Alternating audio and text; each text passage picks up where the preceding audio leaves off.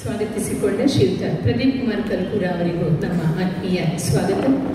ಸ್ನೇಹಿತರೆ, ಜಗತ್ತಿನ ಅತಿ ದೊಡ್ಡ ನಂದಾದೀಪ ಅಂತಂದ್ರೆ ಸೂರ್ಯ.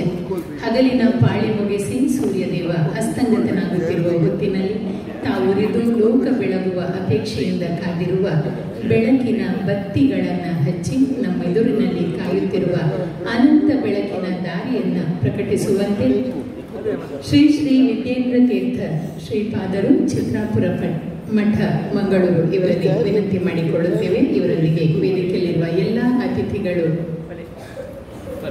ಬೆಳಕಿನ ಹಾದಿಯನ್ನು ಪ್ರಕಟಿಸುವ ಈ ಪ್ರಕ್ರಿಯೆಯಲ್ಲಿ ಜೊತೆಯಾಗುತ್ತಾರೆ.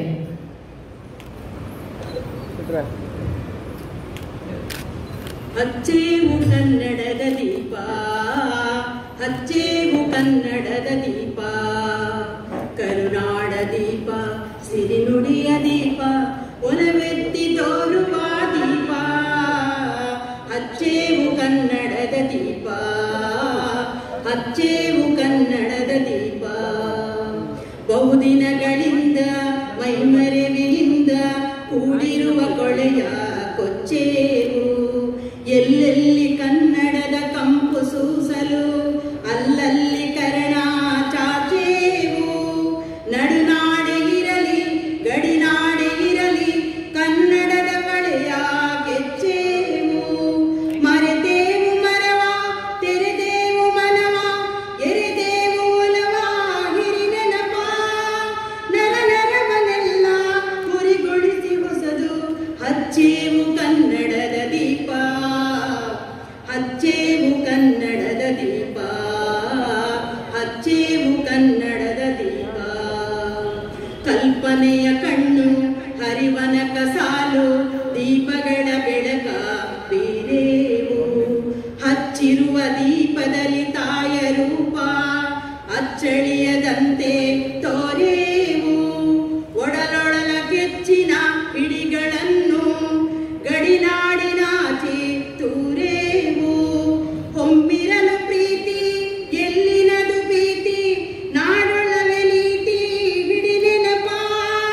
ಮನೆ ಮನೆಗಳಲ್ಲಿ ಮನ ಮನಗಳಲ್ಲಿ ಹಚ್ಚೇವು ಕನ್ನಡದ ದೀಪ, ಹಚ್ಚೇವು ಕನ್ನಡದ ದೀಪ, ಹಚ್ಚೇವು ಕನ್ನಡದ ದೀಪ.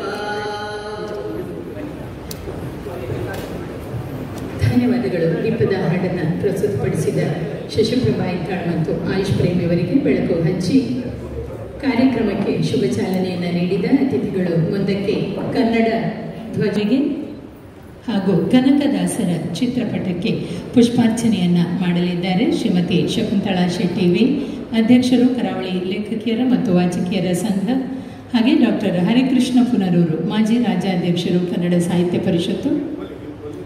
ಇವರಿಂದ ಭುವನೇಶ್ವರಿಗೆ ಪುಷ್ಪಾರ್ಚನೆ, ಕನ್ನಡ ಧ್ವಜಕ್ಕೆ ಪುಷ್ಪಾರ್ಚನೆ ಮಾನ್ಯ ಶಾಸಕರ ಸಾರಥ್ಯ ಮತ್ತು ಸಾಂಗತ್ಯದಲ್ಲಿ.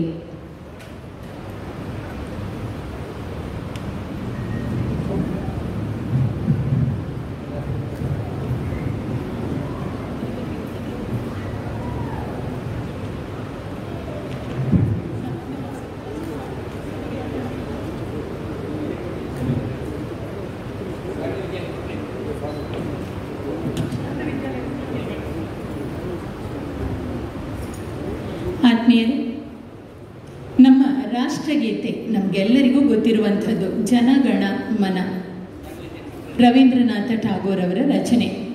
ನಾವು ಸದಾ ಹಾಡುವ ಮತ್ತು ನೆನಪಿನಲ್ಲಿ ಉಳಿದಿರುವ ಜನಗಣ ಮನದಂತೆಯೇ ಇನ್ನೊಂದು ಹಾಡು, ಬ್ರಿಟಿಷರ ನಿದ್ದೆ ಕಸಿದುಕೊಂಡ ಹಾಡು, ನಮ್ಮೆಲ್ಲರನ್ನೂ ರೋಮಾಂಚನಕ್ಕೆ ಒಳಪಡಿಸುವ ಹಾಡು ಅಂತ ಇದ್ರೆ ಅದು ಬಂಕಿಮಚಂದ್ರ ಚಟರ್ಜಿ ಅವರು 150 ವರ್ಷಗಳ ಹಿಂದೆ ರಚಿಸಿದ ವಂದೇ ಮಾತರಂ ಹಾಡು. ಭಾರತದ ರಾಷ್ಟ್ರೀಯ ಗುರುತು ಮತ್ತು ಶೌರ್ಯದ ಶಾಶ್ವತ ಸಂಕೇತವಾಗಿರುವ, ನಮ್ಮ ಸ್ವಾತಂತ್ರ್ಯ ಚಳವಳಿಗೆ ಸ್ಫೂರ್ತಿಯಾದ, ನಮ್ಮೆಲ್ಲರ ಹೃದಯದಲ್ಲಿ ಅಚ್ಚೊತ್ತಿರುವ ವಂದೇ ಮಾತರಂ ಹಾಡು ನವೆಂಬರ್ 7, 1875 ಸಾಹಿತ್ಯ ನಿಯತಕಾಲಿಕೆ ಬಂಗದರ್ಶನ್ನಲ್ಲಿ ಪ್ರಕಟವಾಯಿತು. ಅನಂತರ ಬಂಕಿಂಚಂದ್ರ ಚಟರ್ಜಿಯವರು 1882ರಲ್ಲಿ ತಮ್ಮ ಅಮರ ಕಾದಂಬರಿ ಚರಿತ್ರೆಯಲ್ಲಿ ಓದಿದ್ದೇವೆ, ಸಿನಿಮಾಗಳಲ್ಲಿ ನೋಡಿದ್ದೇವೆ. ನಾವೆಲ್ಲರೂ ಒಕ್ಕೊರಲಿನಿಂದ ಒಂದೇ ಮಾತರಂ ಹಾಡನ್ನ ಹಾಡುವಂತ ಹೊತ್ತು ಇದೀಗ ಶಾರದಾ ವಿದ್ಯಾಲಯದ ವಿದ್ಯಾರ್ಥಿಗಳೊಂದಿಗೆ ಸೈಂಟ್ ಅಲೋಷಿಯಸ್ ಸ್ಕೂಲಿನ 10ನೇ ತರಗತಿಯ ವಿದ್ಯಾರ್ಥಿ ಆಯುಷ್ ಪ್ರೇಮ್ ಹಾಗೂ ನಾವೆಲ್ಲರೂ ಎದ್ದು ನಿಂತು ಜೊತೆಯಾಗಿ ಒಂದೇ ಮಾತರಂ ಹಾಡನ್ನ ಈಗ ಹಾಡಲಿದ್ದೇವೆ.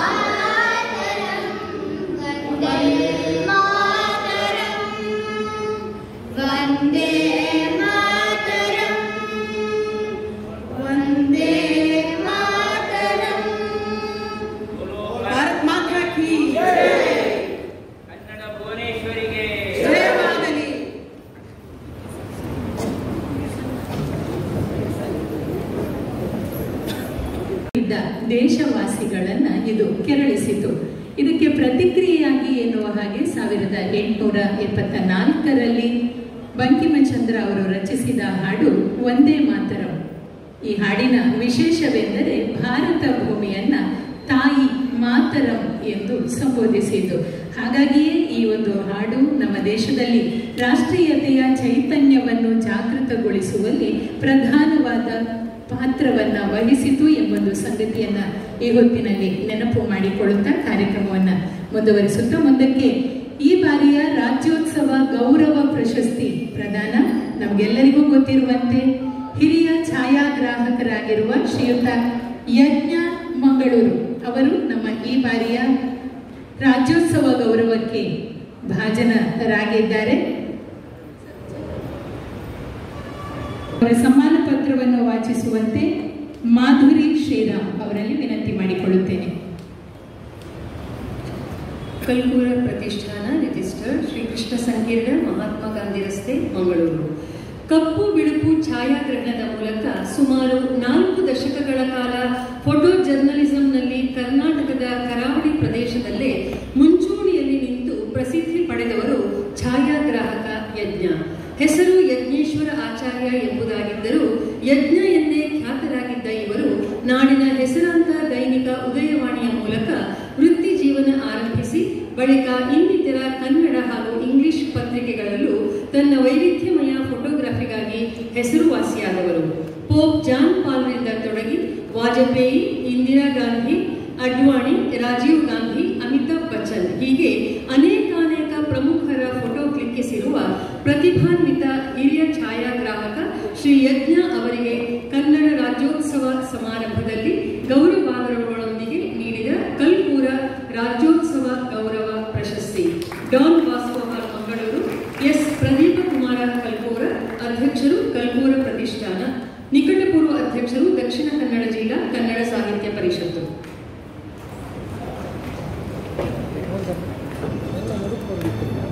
ಧನ್ಯವಾದಗಳು ಮಾಧುರಿ ಶ್ರೀರಾಮ್ ಅವರಿಗೆ. ಮುಂದಕ್ಕೆ ರಾಜ್ಯೋತ್ಸವ ಗೌರವ ಪ್ರಶಸ್ತಿ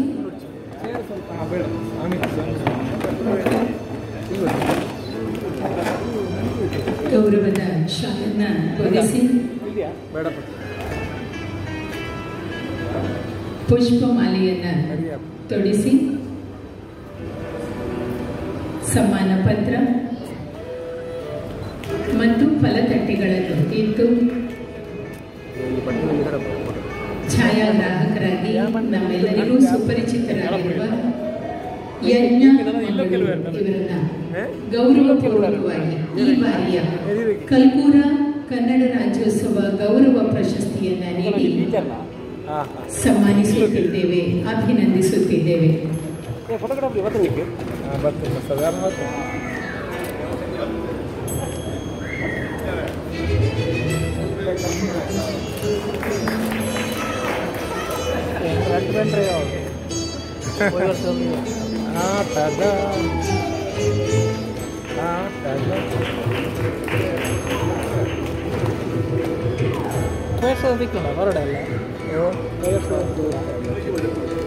ಸರಿಲಿ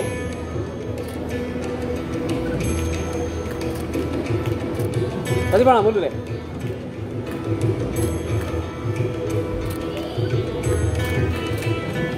ಬದುಕಿನ ಯಶಸ್ಸಿಗೆ 3 ಸೂತ್ರಗಳಂತೆ. ಒಂದು ವಿದ್ಯೆ, ಇನ್ನೊಂದು ದುಡಿಮೆ, ಮತ್ತೊಂದು ತಾಳ್ಮೆ. ಈ 3ನ್ನು ಸಮಪಾಕದಲ್ಲಿ ಬಳಸಿಕೊಂಡು ತನ್ನ ವೃತ್ತಿಯಲ್ಲಿ ಮತ್ತು ಬದುಕಿನಲ್ಲಿ ಯಶಸ್ಸನ್ನು ಕಂಡುಕೊಂಡಿರುವವರು, ನಮ್ಮೆಲ್ಲರ ಮನ್ನಣೆಗೆ ಪಾತ್ರರಾಗಿರುವವರು ಶ್ರೀಯುತ ಯಜ್ಞ ಮಂಗಳೂರವರು. ಮತ್ತೊಮ್ಮೆ ನಿಮ್ಮೆಲ್ಲರ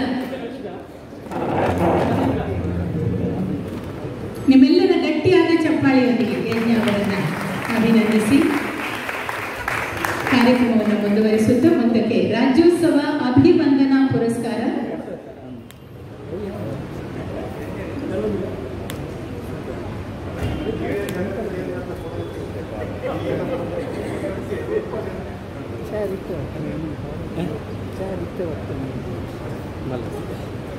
ರಾಜ್ಯೋತ್ಸವ ಅಭಿವಂದನಾ ಪುರಸ್ಕಾರ ಈ ಬಾರಿ ನಮ್ಮ ಜಿಲ್ಲೆಯ ಈರ್ವರು ಹಿರಿಯ ಸಾಂಪ್ರದಾಯಿಕ ನಾದಸ್ವರ ವಾದಕರಿಗೆ ಸಲ್ಲುತ್ತಿದೆ. ವಿದ್ವಾನ್ ಅಣ್ಣು ದೇವಾಡಿಗ ಧರ್ಮಸ್ಥಳ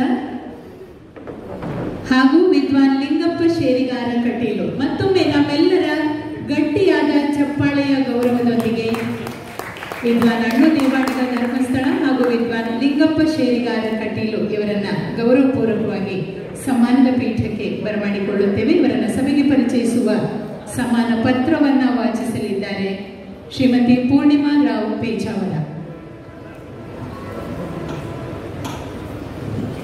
ಎಲ್ಲರಿಗೂ ಸಪ್ರೇಮ ನಮಸ್ಕಾರಗಳು. ಕಲ್ಕೂರ ಪ್ರತಿಷ್ಠಾನ ರಿಜಿಸ್ಟರ್ಡ್ ಶ್ರೀ ಕೃಷ್ಣ ಸಂಕೀರ್ಣ ಮಹಾತ್ಮ ಗಾಂಧಿ ರಸ್ತೆ ಮಂಗಳೂರು.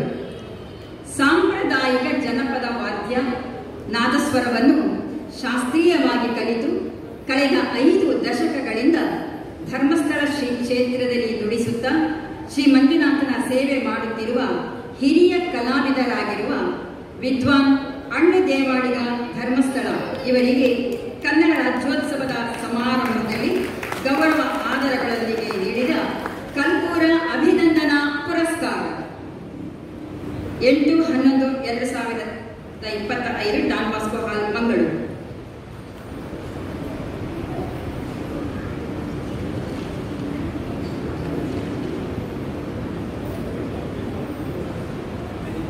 ಇನ್ನು ವಿದ್ವಾನ್ ಲಿಂಗಪ್ಪ ಶೇರಿಗಾರ ಜನಪದೀಯ ವಾದ್ಯ ಪ್ರಕಾರಗಳಲ್ಲಿ ಒಂದಾದ ನಾದಸ್ವರವನ್ನು ಶಾಸ್ತ್ರೀಯವಾಗಿ ಕಲಿತು ಹಿರಿಯ ನಾದಸ್ವರ ವಾದಕರಾಗಿ ಕಳೆದ 5 ದಶಕಗಳಿಂದ ಕಟೀಲು ಶ್ರೀ ದುರ್ಗಾ ಪರಮೇಶ್ವರಿ ದೇಗುಲದಲ್ಲಿ ಸೇವೆಗೈಯುತ್ತಿರುವ ವಿದ್ವಾನ್ ಲಿಂಗಪ್ಪ ಶೇರಿಗಾರ ಕಟೀಲು ಇವರಿಗೆ ಕನ್ನಡ ರಾಜ್ಯೋತ್ಸವದ ಸಮಾರಂಭದಲ್ಲಿ ಗೌರವ ಆದರಗಳೊಂದಿಗೆ ನೀಡಿದ ಕಲ್ಪೂರ ಅಭಿವಂದನಾ ಪುರಸ್ಕಾರ.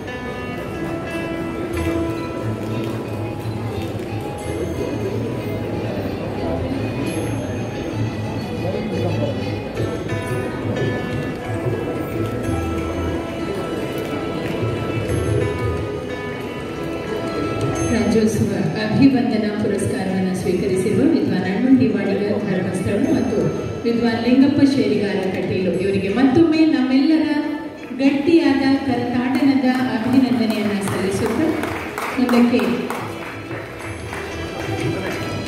ಸನ್ಮಾನಿತರ ಸಾಲಿಗೆ ಇನ್ನೋರ್ವ ಸಾಧಕನ ಸೇರ್ಪಡೆ, ಇನ್ನೊಂದು ಪುರಸ್ಕಾರ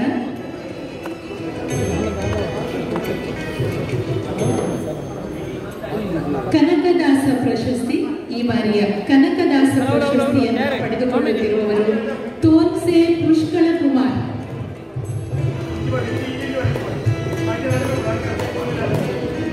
ತೋನ್ಸೆ ಪುಷ್ಕಳ ಕುಮಾರ್ ಅವರನ್ನ ನಮ್ಮೆಲ್ಲರ ಚಪ್ಪಾಳೆಯ ಗೌರವದೊಂದಿಗೆ ಸಮ್ಮಾನದ ಪೀಠಕ್ಕೆ ಬರಮಾಡಿಕೊಳ್ಳುತ್ತಿದ್ದೇವೆ. ತೋನ್ಸೆ ಪುಷ್ಕಳ ಕುಮಾರ್ ಅವರನ್ನು ಸನ್ಮಾನಿಸುವ ಹೊತ್ತಿನಲ್ಲಿ ಅವರ ಸನ್ಮಾನ ಪತ್ರವನ್ನು ವಾಚಿಸಲಿದ್ದಾರೆ ಪೂರ್ಣಿಮಾ ರಾವ್ ಪೇಜಾವರ.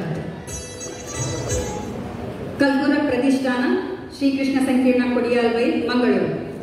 ಹರಿಪಾದಗೈದಿರುವ ಪೇಜಾವರ ಶ್ರೀ ವಿಶ್ವೇಶ ತೀರ್ಥ ಶ್ರೀಪಾದರ ಸಂಸ್ಮರಣೆಯೊಂದಿಗೆ ಶ್ರೀ ವಿಶ್ವಪ್ರಸನ್ನ ತೀರ್ಥರ ಶುಭ ಆಶೀರ್ವಾದಗಳೊಂದಿಗೆ ದಾಸವರೇಣ್ಯ ದಾರ್ಶನಿಕ ಕವಿ ಸಂತ ಶ್ರೇಷ್ಠ ಕನಕದಾಸ ಜಯಂತ್ಯುತ್ಸವ, ತೆಂಕು ಬಡವುತಿಟ್ಟುಗಳ ಹವ್ಯಾಸ ಯಕ್ಷಗಾನ ಭಾಗವತ, ಸುಗಮ ಸಂಗೀತ ಕಲಾವಿದ, ಕಾರ್ಯಕ್ರಮ ನಿರೂಪಕ ಹೀಗೆ ಬಹುಮುಖ ಪ್ರತಿಭೆಗಳನ್ನು ಒಳಗೊಂಡಂತೆ ಹರಿಕಥಾ ಸಂಕೀರ್ತನೆ ನಡೆಸುವ ಮೂಲಕ ಹರಿದಾಸರಾಗಿಯೂ ಜನಾನುರಾಗಿಯಾಗಿರುವಂತಹ ಶ್ರೀ ತೋನ್ಸೆ ಪುಷ್ಕಳ ಕುಮಾರ್ ಇವರಿಗೆ ತಾರೀಕು 8/11/2025 ಡಾನ್ ಬಾಸ್ಕೋ ಹಾಲ್ನಲ್ಲಿ ಜರುಗಿದ ಕನ್ನಡ ರಾಜ್ಯೋತ್ಸವ ಸಮಾರಂಭದಲ್ಲಿ ನೀಡಲಾದ ಕನಕದಾಸ ಪ್ರಶಸ್ತಿ.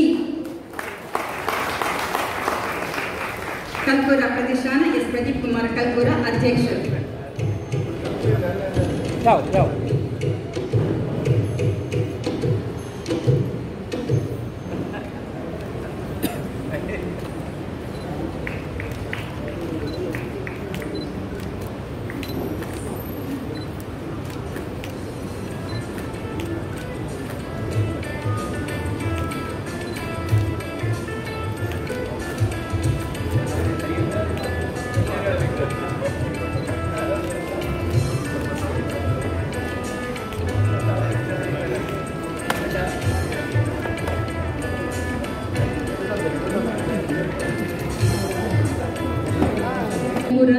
ರಾಜ್ಯೋತ್ಸವ ಪುರಸ್ಕಾರಕ್ಕೆ ಒಟ್ಟು 12 ಮಂದಿ ಸಾಧಕರನ್ನ ಆಯ್ಕೆ ಮಾಡಲಾಗಿದೆ. ದೂರದ ಎರ್ನಾಕುಳಂನಿಂದ ಕನ್ನಡ ಪರ ಸಂಘಟಕರಾಗಿರುವ ಡಾಕ್ಟರ್ ಮಲ್ಲಿಕಾರ್ಜುನ ಎಸ್ ನಾಸಿ ಅವರು ಈ ಸಮ್ಮಾನಕ್ಕೆ ಆಯ್ಕೆಯಾಗಿದ್ದು ಈ ಪುರಸ್ಕಾರವನ್ನು ಸ್ವೀಕರಿಸುವುದಕ್ಕಾಗಿ ಆಗಮಿಸಿದ್ದಾರೆ. ಅವರಿಗೆ ರೈಲು ತಡವಾಗುತ್ತಿರುವುದರಿಂದ ಅವರನ್ನ ಈ ವೇದಿಕೆಯಲ್ಲಿ ರಾಜ್ಯೋತ್ಸವ ಪುರಸ್ಕಾರವನ್ನಿತ್ತು ಗೌರವಿಸಿ ಬೀಳ್ಕೊಡಬಯಸಿದ್ದೇವೆ. Doctor Mallikarjuna S Nasi, ಎರ್ನಾಕುಳಂ.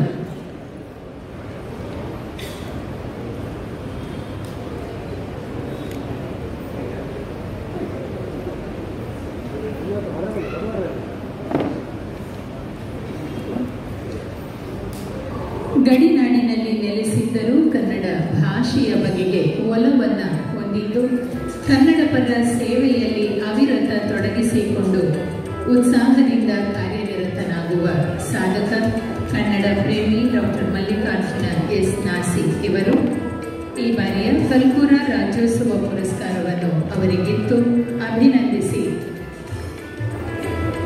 ಅವರ ಕನ್ನಡ ಪರ ಕೆಲಸಗಳಿಗೆ ಗೌರವವನ್ನು ಕೊಡಮಾಡುವ ಸಂದರ್ಭ.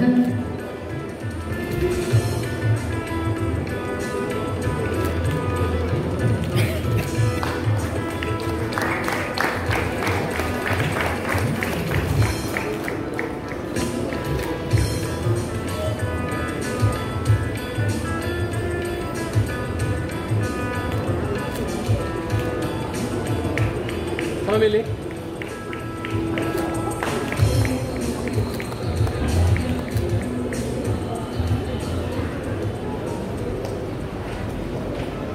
ಮತ್ತೊಮ್ಮೆ ಡಾಕ್ಟರ್ ಮಲ್ಲಿಕಾರ್ಜುನ ಎಸ್ ನಾಸಿ ಅವರಿಗೆ ಅಭಿನಂದನೆಗಳನ್ನು ಸಲ್ಲಿಸುತ್ತಾ ಮುಂದಕ್ಕೆ ದೀಪ ಪ್ರಜ್ವಲನ ಗೈದು ಕಾರ್ಯಕ್ರಮಕ್ಕೆ ಶುಭದ ಚಾಲನೆಯನ್ನು ನೀಡಿದ ಶ್ರೀ ಶ್ರೀ ವಿದ್ಯೇಂದ್ರ ತೀರ್ಥ ಶ್ರೀಪಾದರು ಚಿತ್ರಾಪುರ ಮಠ ಮಂಗಳೂರು ಇವರ ನುಡಿಗಳಿಗಾಗಿ ವೇದಿಕೆ.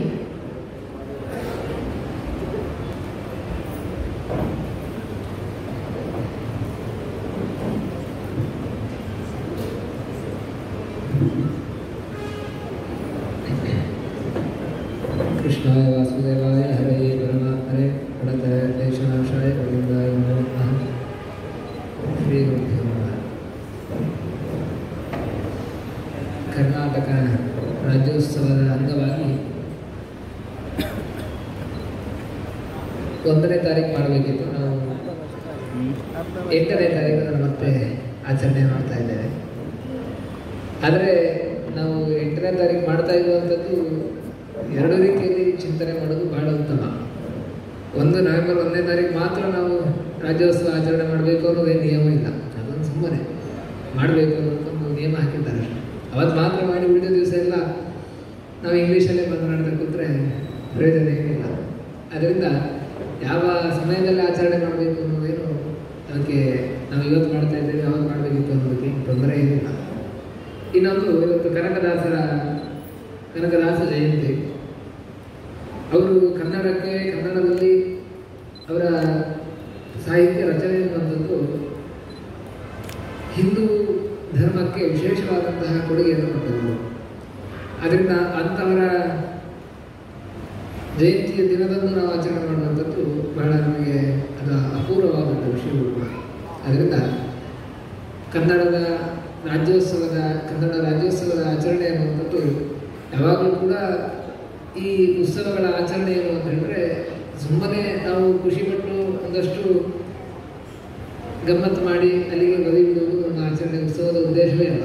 ನಮ್ಮ ದೇವಸ್ಥಾನ ಆಗಿರ್ಬೋದು ಅಥವಾ ಬೇರೆ ಬೇರೆ ಧರ್ಮದಲ್ಲಾಗಿರ್ಬೋದು ಎಲ್ಲ ಕಡೆ ಒಂದು ಉತ್ಸವ ಒಂದು ಕಾರ್ಯಕ್ರಮ ಅಂತ ಮಾಡುವಂಥದ್ದು ಪುನಃ ಜಾಗೃತಿಗೊಳಿಸುವುದಕ್ಕೋಸ್ಕರ ಅಷ್ಟೇ. ನಾವು ರಾಜ್ಯೋತ್ಸವ ಮಾಡುವಂಥ ಉದ್ದೇಶವೂ ಕೂಡ ಅದೇ ಒಂದು ಕಾರಣದಿಂದ. ನಮ್ಮ ಕರ್ನಾಟಕದಲ್ಲಿ ಕನ್ನಡ ಮಾತ್ರ ಅಲ್ಲ, ಇನ್ನು ಪ್ರಾದೇಶಿಕವಾಗಿ ಅನೇಕ ಭಾಷೆಗಳಿದ್ದಾವೆ. ಅನೇಕ ಧರ್ಮದವರು ಅನೇಕ ರೀತಿಯಲ್ಲಿ ಕನ್ನಡವೇ ಅನೇಕ ರೀತಿಯಲ್ಲಿ ತೆಗೆದುಕೊಳ್ತಾರೆ. ಒಂದೊಂದು ಮಂಗಳೂರು ಕನ್ನಡ ಅಂದರೆ ಮೇಲೆ ಹೋದರೆ ಇನ್ನೊಂದು ಸ್ವಲ್ಪ ವ್ಯತ್ಯಾಸ. ಹೀಗೆ ಬೇರೆ ಬೇರೆ ರೀತಿಯಾದಂತಹ ವೈವಿಧ್ಯತೆ ಅನ್ನುವಂಥದ್ದು ನಮ್ಮ ರಾಜ್ಯದಲ್ಲಿ ಉಂಟು. ದೇಶದಲ್ಲಿ ಅದು ಕೇಳೋದೇ ಬೇಡ. ನಮ್ಮ ರಾಜ್ಯದಲ್ಲಿಯೇ ಅಂತಹ ವೈವಿಧ್ಯತೆಗಳು ಉಂಟು. ಆದ್ದರಿಂದ ಆ ವೈವಿಧ್ಯತೆ ಇದ್ದಾಗ ಅದು ಒಂದು ನಮ್ಮ ವೈಭವದ ಸಂಕೇತ. ಆದರೆ ಆ ವೈವಿಧ್ಯತೆ ಇದ್ದಾಗ ಅದರಿಂದ ಇನ್ನೊಂದು ದೊಡ್ಡ ಸಮಸ್ಯೆ ಏನು ಅಂತ ಹೇಳಿದ್ರೆ, ನಾವು ಅದರಲ್ಲೇ ನಮ್ಮದೇ ಒಂದು ಪರಿಧಿ ಹಾಕಿಬಿಡ್ತಾರೆ. ನಾವು ಮಂಗಳೂರು, ತವಳೂರು ಮಾತ್ರ, ಅವರು ಕನ್ನಡಿಗರು, ಉತ್ತರ ಕರ್ನಾಟಕ, ಹೀಗೆ ಒಂದಷ್ಟು ಪರಿಧಿಯನ್ನು ನಾವು ಹಾಕಿಬಿಟ್ವಿ ಅಂತ ಹೇಳಿದ್ರೆ ನಮ್ಮ ರಾಜ್ಯ ಅನ್ನುವಂಥದ್ದು ವಿಶೇಷವಾಗಿ ಅಭಿವೃದ್ಧಿ ಅನ್ನೋದಕ್ಕೆ ಸಾಧ್ಯವಾಗುತ್ತೆ. ಅದರಿಂದ ನಮ್ಮದೇ ವೈವಿಧ್ಯತೆ ಇರುವಂಥದ್ದು ಅದು ನಮ್ಮ ಅಭಿವೃದ್ಧಿಗೆ ಸಹಕಾರ ಆಗಬೇಕೆ ಹೊರತು ನಮಗೆ ಮಾರಕ ಆಗಿರಬಾರದು. ಅದರಿಂದ ನಾವೆಲ್ಲ ರಾಜ್ಯೋತ್ಸವ ಅನ್ನುವಂತಹ ಒಂದು ನಿಮಿತ್ತವನ್ನು ಮಾಡಿಕೊಂಡು ನಮ್ಮಲ್ಲಿ ಎಷ್ಟೆಲ್ಲ ವೈವಿಧ್ಯತೆಗಳಿದ್ರೂ ಕೂಡ ನಾವೆಲ್ಲರೂ ಒಬ್ಬರೇ, ನಮ್ಮಲ್ಲಿ ಎಷ್ಟು ಧರ್ಮಗಳಿದ್ರು, ಎಷ್ಟು ಆಚರಣೆಗಳು ಇದ್ರು, ಯಾವ ಭಾಷೆ ನಾವು ಪರಿಸರದಲ್ಲಿ ಮಾತನಾಡ್ತಾ ಇದ್ರು ಕೂಡ ನಮ್ಮ ಮೂಲ ಅದು ಕನ್ನಡ ಅನ್ನುವಂತಹ ಒಂದು ವಿಚಾರವನ್ನು ಇಟ್ಟುಕೊಂಡು ನಾವೆಲ್ಲ ಒಂದು ಕಡೆ ಸೇರಿ ನಾವೆಲ್ಲ ಒಂದೇ ಸಂಘೀಯ ಶಕ್ತಿ ಕಲುವಿಗೆ ಅಂತ ಹೇಳುವಾಗ ನಾವೆಲ್ಲ ಒಗ್ಗಟ್ಟಿನಲ್ಲಿದ್ದೇವೆ ಅನ್ನೋದನ್ನು ಪುನಃ ನೆನಪು ಮಾಡಿಕೊಳ್ಳೋದಕ್ಕೋಸ್ಕರ ಈ ಉತ್ಸವವನ್ನು ನಾವು ಆಚರಣೆ ಮಾಡ್ತಾ ಇದ್ದೇವೆ. ಅದರಿಂದ ನಮ್ಮ ವೈವಿಧ್ಯತೆಗಳಲ್ಲಿ ಏಕತೆಯನ್ನು ನಾವು ತೋರ್ಪಡಿಸುವುದು ನಮಗೆ ಬಹಳ ಅವಶ್ಯಕವಾದದ್ದು. ಅದು ಕೂಡ ಇಂತಹ ಪರಿಸ್ಥಿತಿಗಳಲ್ಲಿ ನಮಗೆಲ್ಲ ಕನ್ನಡ ಅಂತ ನಾವೇ ಮಾತನಾಡಬೇಕಾದ್ರೆ ಕನ್ನಡ ಇಂಗ್ಲೀಷ್ ಬಳಕೆ ಮಾಡದೆ ಅಥವಾ ಬೇರೆ ಭಾಷೆಯನ್ನು ಬಳಕೆ ಮಾಡದೆ, ಪದವನ್ನು ಬಳಕೆ ಮಾಡದೆ ಬರೀ ಕನ್ನಡದಲ್ಲಿ ಮಾತನಾಡಿ ಅಂತ ಹೇಳಿದ್ರೆ ಈಗ ಸಿಗೋದು ಬಹಳ ಕಷ್ಟ. ಇಂಗ್ಲೀಷನ್ನು ಬಂದೇ ಬಿಡುತ್ತದೆ. ಅದರಿಂದ ಕನ್ನಡವನ್ನೇ ಇಟ್ಟುಕೊಂಡು ಮಾತನಾಡಿ ಅಂತ ಹೇಳಿದ್ರೆ ಬರೀ ಕನ್ನಡದಲ್ಲಿ ಮಾತನಾಡಿ ಹೇಳಿದರೆ ಸಿಗೋರು ಕಮ್ಮಿ.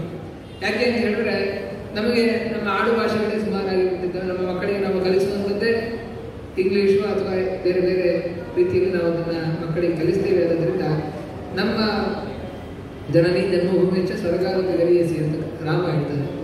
ತಾಯಿ ಹಾಗೆ ನಾವು ಹುಟ್ಟಿದ ಭೂಮಿ, ಇದನ್ನು ನಾವು ಮರಿಬಾರದು. ಅದು ಸ್ವರ್ಗಕ್ಕಿಂತ ಮಿಗಿಲಾದದ್ದು. ಸ್ವರ್ಗಕ್ಕೆ ಹೋದರೂ ಕೂಡ ಅದಕ್ಕಿಂತ ಹೆಚ್ಚು ಸುಖ ಸಿಗುವುದು ಅದು ನಾವು ಹುಟ್ಟಿದ ಊರಲ್ಲಿ. ಆದ್ದರಿಂದ ನಮ್ಮ ಮೂಲ ಭಾಷೆ, ನಾವು ಕರ್ನಾಟಕದಲ್ಲಿ ಹುಟ್ಟಿದ್ದೇವೆ ಅಂತ ಹೇಳಿದ್ರೆ ಅದು ಕನ್ನಡ.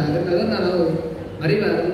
ಅದರಲ್ಲಿ ನಾವು ಗೌರವವನ್ನು ಇಟ್ಟುಕೊಂಡು ನಮ್ಮ ಎಲ್ಲ ರಾಜ್ಯದಲ್ಲಿರುವಂತಹ ಎಲ್ಲರ ಬಗ್ಗೆಯೂ ಕೂಡ ಗೌರವವನ್ನು ಇಟ್ಟುಕೊಂಡು ನಾವು ಬದುಕಿದಾಗ ನಮ್ಮ ರಾಜ್ಯ ಅನ್ನುವಂಥದ್ದು ಅದು ಏಕತೆಯಲ್ಲಿ ಇರುತ್ತದೆ. ಆ ಮೂಲಕ ನಮ್ಮ ದೇಶವು ಕೂಡ ಏಕತೆಯಲ್ಲಿ ಇರುವುದಕ್ಕೆ ಸಾಧ್ಯವಾಗ್ತದೆ. ಮತ್ತು ನಾವು ನಮ್ಮ ಕನ್ನಡ ರಾಜ್ಯೋತ್ಸವ ನಾವು ಕರ್ನಾಟಕದಲ್ಲಿ ಮಾತ್ರ ಆಚರಣೆ ಮಾಡ್ತೇವೆ. ಇನ್ನು ಮಹಾರಾಷ್ಟ್ರ, ತಮಿಳುನಾಡು ಅಲ್ಲಿ ಹೋಗುವಾಗ ಅವರ ಭಾಷೆಗಳನ್ನು ಅವರು ಅದಕ್ಕೆ ಪ್ರಾಮುಖ್ಯತೆಯನ್ನು ಕೊಡ್ತಾರೆ. ಆದರೆ ಅದೆಲ್ಲವೂ ಕೂಡ ನಮ್ಮ ಜಾಗೃತಿಗೋಸ್ಕರ ನಮ್ಮ ಆ ರಾಜ್ಯದ ಪರಂಪರೆಯನ್ನು, ಸಂಸ್ಕೃತಿಯನ್ನು, ಸಂಸ್ಕಾರವನ್ನು ಬೆಳೆಸುವುದಕ್ಕೋಸ್ಕರ ಹೊರತು ನಾವು ಬೇರೆ ಬೇರೆ ಅಂತ ಹೇಳಿ ತಿಳಿಸಬೇಕಲ್ಲ. ಅದರಿಂದ ನಾವು ನಮ್ಮ ಸಂಸ್ಕಾರವನ್ನು, ಸಂಸ್ಕೃತಿಯನ್ನು ಈ ಒಂದು ಭಾಷೆಯ ಅಡಿಯಲ್ಲಿ ಯಾರೆಲ್ಲ ಸಾಧನೆಯನ್ನು ಮಾಡಿದ್ದಾರೆ ಅವರೆಲ್ಲ ಗುರುತಿಸುವಂತಹ ಒಂದು ಕಾರ್ಯವನ್ನು ಮಾಡಿದಾಗ ನಮ್ಮ ರಾಜ್ಯ ಮತ್ತು ವಿಶೇಷವಾಗಿ ಅಭಿವೃದ್ಧಿಯನ್ನು ಹೊಂದುತ್ತಾ ಅನೇಕ ಪ್ರತಿಭೆಗಳಿಗೆ ಕಲಾ ಪೋಷಣೆಯನ್ನು ಮಾಡಿದವರಿಗೆ ಅವರಿಗೆಲ್ಲ ಮತ್ತೊಮ್ಮೆ ಒಂದು ವಿಶೇಷವಾದಂತಹ ಒಂದು ಪ್ರೋತ್ಸಾಹವನ್ನು ನೀಡಿದ ಹಾಗೆ ಆಗ್ತದೆ. ಇನ್ನು ನಮ್ಮ ರಾಜ್ಯದಿಂದ ಅನೇಕ ಪ್ರತಿಭೆಗಳು ವಿಶೇಷವಾದಂತಹ ಸಮಾಜ ಸೇವೆಯನ್ನು ಮಾಡುವಂತಹವಾಗಿರ್ಬೋದು, ಇವರೆಲ್ಲ ನಮಗೆ ಮತ್ತಷ್ಟು ಸಿಗುವುದಕ್ಕೆ ನಮ್ಮ ಸಮಾಜದ ಉನ್ನತಿಗೆ ಕಾರಣವಾಗ್ತದೆ. ಅದರಿಂದ ಎಲ್ಲ ಕಾರ್ಯಕ್ರಮಗಳನ್ನು ವಿಶೇಷವಾಗಿ ನಾವು ಆಚರಣೆಯನ್ನು ಮಾಡಿದಂತಹ ಕಲ್ಕೂರ ಪ್ರತಿಷ್ಠಾನದವರಿಗೆ ಅಭಿನಂದನೆಯನ್ನು ಸಲ್ಲಿಸ್ತಾ ನಾವು ಮೊದಲೇ ಅವರು ಹೇಳಿದರು, ನಾವು ಬರುವಾಗ ಮೊದಲು ಅದನ್ನೇ ಕೇಳಿದ್ವಿ, ಕನ್ನಡ ರಾಜ್ಯೋತ್ಸವದ ಕಾರ್ಯಕ್ರಮ ನಾವೇನು ಮಾತನಾಡೋದು ಅಂತ ಹೇಳಿ. ಅದರಿಂದ ಅಂದರೆ ಇದರ ಮೂಲ ಉದ್ದೇಶ ಏನು ಅನ್ನೋದು ನಮಗೆ ಈ ಒಂದು ಚಿಂತನೆಯನ್ನು ಇಟ್ಟುಕೊಂಡಾಗ ನಾವು ಈ ಒಂದು ಆಚರಣೆಗಳೆಲ್ಲ ಅದು ನಮಗೆ ವಿಶೇಷವಾದಂತಹ ಜಾಗೃತಿಗೆ ಕಾರಣವಾಗ್ತದೆ.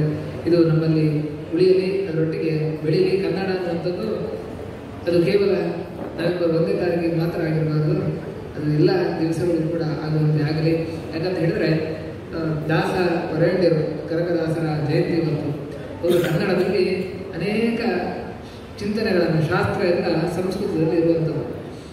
ಶಾಸ್ತ್ರದ ಸಾರ, ದೇವರನ್ನೇ ಹೇಗೆ ಒಲಿಸಿಕೊಳ್ಬೇಕು ಅಂತ ಹೇಳಿ, ಯಾವ ರೀತಿಯಾಗಿ ಬದುಕಬೇಕು ಅನ್ನೋದನ್ನು ಸಂಸ್ಕೃತ ಗ್ರಂಥದಲ್ಲಿ ನಮ್ಮ ಸನಾತನ ಧರ್ಮದ ಮೂಲ ವೇದ ಸಂಸ್ಕೃತದಲ್ಲಿ ಇರುವಂಥದ್ದು. ಅದರ ಸಾರವನ್ನೆಲ್ಲ ದಾಸರು ಕನ್ನಡದಲ್ಲಿ ನಮಗೆ ಕೊಟ್ಟಿದ್ದಾರೆ. ಕನಕದಾಸರಾಗಿರ್ಬೋದು, ಪುರಂದರದಾಸರಾಗಿರ್ಬೋದು, ಬಸವಣ್ಣ ಆಗಿರ್ಬೋದು, ಎಲ್ಲರೂ ಕೂಡ ಅವರ ವಚನ ಆಗಿರ್ಬೋದು, ಎಲ್ಲರ ಮೂಲ ಸಾರ ಅದು ವೇದದ ಸಾರವಾಗಿರುತ್ತದೆ. ಅದನ್ನೆಲ್ಲ ನಮಗೆ ಕೊಟ್ಟಿದ್ದಾರೆ. ನಾವು ಕನ್ನಡವನ್ನೇ ಮರೆತು ಬಿಟ್ವಿ ಅಂತ ಹೇಳಿದ್ರೆ ಅವರ ಕೊಟ್ಟಂತಹ ಒಂದು ಜ್ಞಾನ ಪರಂಪರೆ ಏನಿದೆ ಅದು ನಿಂತು ಹೋಗಿಬಿಡ್ತದೆ. ಅದರಿಂದ ಕನ್ನಡ ಕಲಿಯುವುದು, ಅದರಿಂದ ನಮ್ಮ ಏನು ಜ್ಞಾನ ಪರಂಪರೆ ಅನ್ನುವಂಥದ್ದು, ನಮ್ಮ ಸನಾತನ ಪರಂಪರೆ ಅನ್ನುವಂಥದ್ದು ಅದು ಉಳಿಸುವುದಕ್ಕೆ ಮುಖ್ಯ ಕಾರಣವಾಗ್ತದೆ. ನಮ್ಮ ಮಕ್ಕಳಿಗೆ ನಾವು ಅದನ್ನು ಕಲಿಸಬೇಕು. ಕನ್ನಡ ಕಲಿಸಿ, ಕನ್ನಡದಲ್ಲಿ ಏನೆಲ್ಲ ದಾಸರ ಪದ್ಯಗಳಾಗಿರ್ಬೋದು, ವಚನಗಳಾಗಿರ್ಬೋದು, ಏನು ಒಳ್ಳೆಯ ವಿಚಾರಗಳು ಏನೆಲ್ಲ ಇದ್ದಾವೆ ನಮ್ಮ ರಾಜ್ಯದಲ್ಲಿ ಅವತರಿಸಿ ನಮಗೇನೆಲ್ಲ ಕೊಡುಗೆಯನ್ನು ನೀಡಿದ್ದಾರೆ ಅಂಥವರ ಧರ್ಮ ಗ್ರಂಥಗಳಾಗಿರ್ಬೋದು, ಅವರ ಚಿಂತನೆಗಳಾಗ್ಬೋದು, ಅದು ನಮ್ಮ ಮುಂದಿನ ಪೀಳಿಗೆಗೆ ಕೊಡುವ ಜವಾಬ್ದಾರಿ ನಮ್ಮದು. ಅದನ್ನು ನಾವು ಮುಂದುವರಿಸಬೇಕು ಅಂತೇಳಿ ಹೇಳ್ತಾ, ನಮ್ಮ ಮಕ್ಕಳಿಗೆ ಅದನ್ನು ನಾವು ಕಲಿಸಬೇಕು ಅಂತೇಳಿ ಹೇಳ್ತಾ, ನಮ್ಮ ಭಾಷೆಯಲ್ಲಿಯೇ ನಮ್ಮ ಸಂಸ್ಕೃತಿ ಇರುವಂಥದ್ದು. ಅದರಿಂದ ನಾವು ಪರಭಾಷೆಯನ್ನು ನಾವು ಅವಲಂಬಿಸಿದರೆ ಆ ಸಂಸ್ಕೃತಿಯನ್ನು ನಾವು ಅವಲಂಬಿಸಿದ ಹಾಗೆ ಆಗ್ತದೆ. ಆ ಸಂಸ್ಕೃತಿಯನ್ನು ನಾವು ಆಚರಣೆ ಮಾಡಿದ್ವಿ ಅಂತ ಹೇಳಿದ್ರೆ ನಮ್ಮ ತನವನ್ನು ನಾವು ಕಳ್ಕೊಂಡು ಬಿಡ್ತೇವೆ ಅಷ್ಟೇ, ಮತ್ತೇನಿಲ್ಲ. ಅದರಲ್ಲಿ ಲಾಸ್ ಏನು? ನಮ್ಮ ತನಗಳು ನಾವು ಎಷ್ಟೇ ದುಡ್ಡು ಸಂಪಾದನೆ ಮಾಡ್ಬೋದು, ಏನೋ ಮಾಡ್ಬೋದು, ಆದರೆ ನಮ್ಮ ತನವನ್ನು ನಾವು ಬಿಟ್ಟು ಬದುಕಿದ ಹಾಗೆ ಆಗ್ತದೆ. ಅದರಿಂದ ಇದೆಲ್ಲ ಒಂದೊಂದು ಲಿಂಕ್ ಅಂತ ಕೊಂಡಿ, ಲಿಂಕ್ ಅಂದರೆ ಇವತ್ತು ಇಂಗ್ಲೀಷ್ ಬಂತು, ಒಂದೊಂದು ಕೊಂಡಿ. ಅದರಿಂದ ಇದನ್ನು ನಾವು ನೆನಪಿಟ್ಟುಕೊಂಡು ನಾವು ಬದುಕಾಗೆ ಆಗಬೇಕು.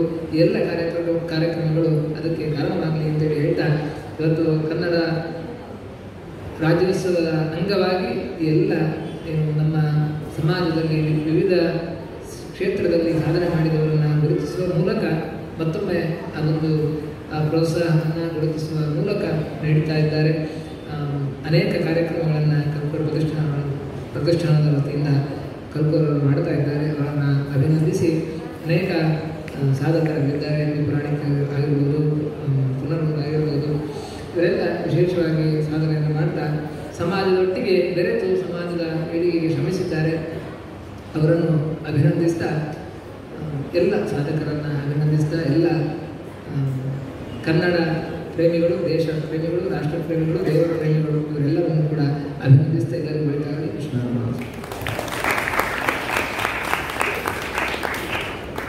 ಧನ್ಯವಾದಗಳು ಪೂಜ್ಯ ಸ್ವಾಮೀಜಿಯವರಿಗೆ. ಆದ್ಮೇಲೆ ಈ ಬಾರಿಯ ಜಿಲ್ಲಾ ರಾಜ್ಯೋತ್ಸವ ಪ್ರಶಸ್ತಿಯನ್ನು ಸ್ವೀಕರಿಸಿರುವ, ಮೊನ್ನೆಯಷ್ಟೇ ನೆಹರು ಮೈದಾನದಲ್ಲಿ ನಡೆದ ರಾಜ್ಯೋತ್ಸವ ಕಾರ್ಯಕ್ರಮದಲ್ಲಿ ಪ್ರಶಸ್ತಿಯನ್ನು ಸ್ವೀಕರಿಸಿರುವ ನಮ್ಮ ಜಿಲ್ಲೆಯ ಸಾಧಕ ದಿನೇಶ್ ಕುಮಾರ್ ಅಶ್ವತ್ಥಪುರ, ಸಾಂಪ್ರದಾಯಿಕ ನಾದಸ್ವರ ವಾದಕರು, ಅವರು ನಮ್ಮ ಕಾರ್ಯಕ್ರಮದಲ್ಲಿ ಉಪಸ್ಥಿತರಿದ್ದಾರೆ. ಅವರನ್ನು ಒಂದು ಶಾಲು ಮತ್ತು ಫಲತಟ್ಟೆಯನ್ನಿತ್ತು ಗೌರವಿಸಿ ಆಶೀರ್ವದಿಸುವಂತೆ ಪೂಜ್ಯ ಸ್ವಾಮೀಜಿಯವರಲ್ಲಿ ವಿನಂತಿ ಮಾಡಿಕೊಳ್ಳುತ್ತೇವೆ.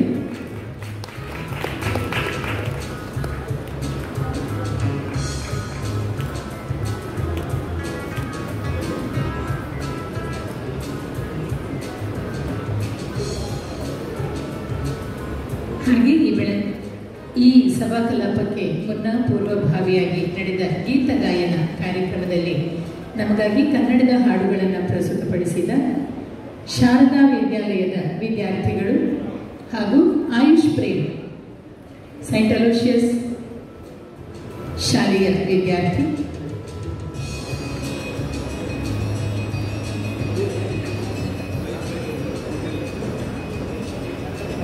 ಈ ಮಕ್ಕಳು ಕೂಡ ವೇದಿಕೆಗೆ ಬಂದು ಪೂಜ್ಯ ಸ್ವಾಮೀಜಿಯವರಿಂದ ಸ್ಮರಣಿಕೆ ಮತ್ತು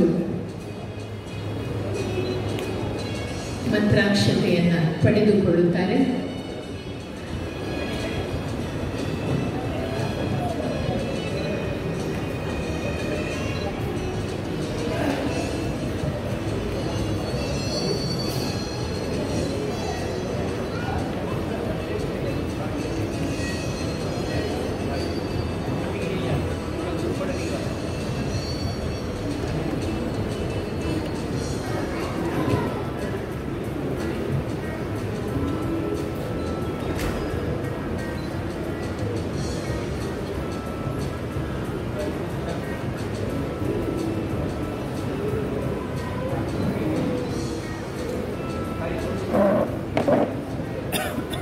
ನಾಡಗೀತೆ, ರೈತಗೀತೆ, ವಂದೇ ಮಾತರಂ ಹಾಗೂ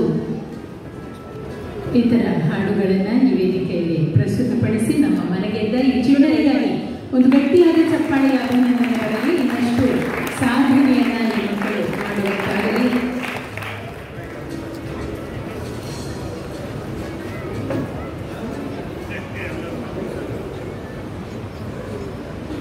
ಕಾರ್ಯಕ್ರಮವನ್ನು ಮುಂದುವರಿಸಿದ್ದು ಈ ದಿನದ ರಾಜ್ಯೋತ್ಸವ ಸಂದೇಶವನ್ನು ನೀಡುವಂತೆ ಮಂಗಳೂರು ವಿಶ್ವವಿದ್ಯಾನಿಲಯದ ಗೌರವಾನ್ವಿತ ಕುಲಸಚಿವರು ಶ್ರೀಯುತ ರಾಜ ಮೊಗವೀರ ಅವರಲ್ಲಿ ವಿನಂತಿ ಮಾಡಿಕೊಳ್ಳುತ್ತೇವೆ.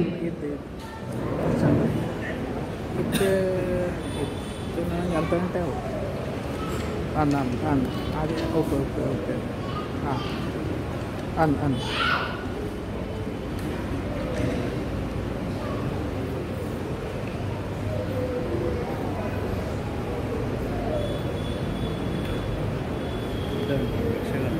ಪ್ರತಿಷ್ಠಾನದ ವತಿಯಿಂದ ಕನ್ನಡ ರಾಜ್ಯೋತ್ಸವವನ್ನು ಇವತ್ತು ಆಚರಿಸ್ತಾ ಇದ್ದೀವಿ. ವೇದಿಕೆಯಲ್ಲಿ ಆಸೀನರಾಗಿ ನಮಗೆಲ್ಲರಿಗೆ ಆಶೀರ್ವಾದ ಮಾಡಿರುವ ಶ್ರೀ ಶ್ರೀ ವಿದ್ಯೇಂದ್ರ ತೀರ್ಥ ಶ್ರೀಪಾದರ ಶರಣಾರಂಭಗಳಿಗೆ ವಂದಿಸುತ್ತಾ, ವೇದಿಕೆಯಲ್ಲಿರುವ ಎಲ್ಲ ಗೌರವಾನ್ವಿತ ಅತಿಥಿ ಮಹಾಶಯರೇ, ಸಾಧಕರೇ, ಇವತ್ತಿಲ್ಲಿ ಈ ವೇದಿಕೆಯಲ್ಲಿ ಪುರಸ್ಕಾರ ಪಡೆದ ಎಲ್ಲ ಮಹನೀಯರೇ, ಸಭಿಕರೇ ಮತ್ತು